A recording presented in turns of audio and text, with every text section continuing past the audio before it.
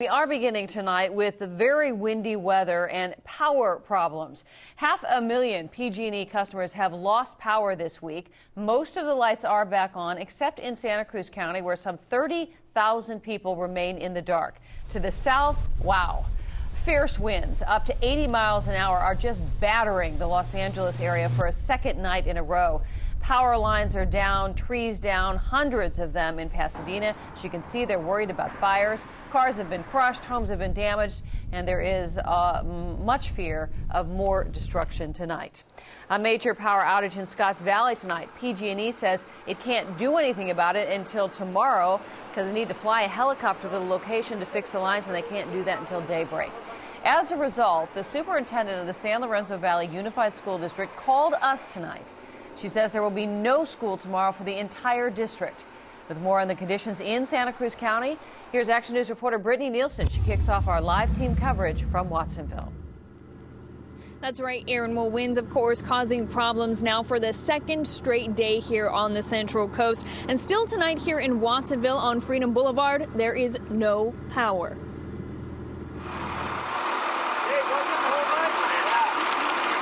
Traffic crawled past lifeless signals as PG&E workers hung overhead trying to repair a downed line. This one outage has at least 1,500 PG&E customers waiting for the lights to turn back on. Several blocks of Freedom Boulevard were dark. 5 crews from Yuba City are working on the Watsonville outage. Customers here without power since 1 Thursday morning. It's also dark in Scotts Valley as drivers negotiate without traffic signals and businesses like CVS and McDonald's stay in the dark. Same story in Felton, where locals there expected to have power back on hours ago. Yeah, it normally is within, I would say about 6 hours or so. We usually, or if it goes out at night, we'd be up the next morning. I was real surprised it wasn't on this morning. And even though Lompico resident Tom Miller is prepared, he says it wasn't just the power that went out this time. We have a wood stove and we have a generator. So the only thing that's missing right now, though, a lot of times when the rainstorms comes, we still have internet and cable. But this time that all went down. And it wasn't just power outages causing problems.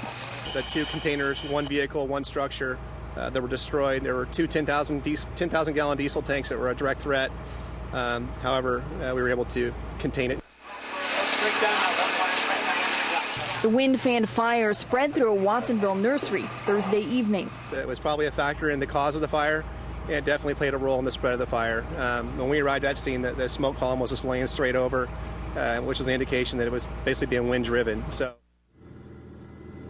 And PG&E crews are still hard at work tonight here in Watsonville. A crew that we caught up with earlier this evening told me that they have been up and working since 5:30 this morning, Aaron, and they are still trying to fix this problem here on Freedom Boulevard to get power back to at least 1,500 customers in the nearby area. Aaron. I know a lot of people are frustrated, but PG&E working as fast as they possibly can. All right, Brittany, thank you.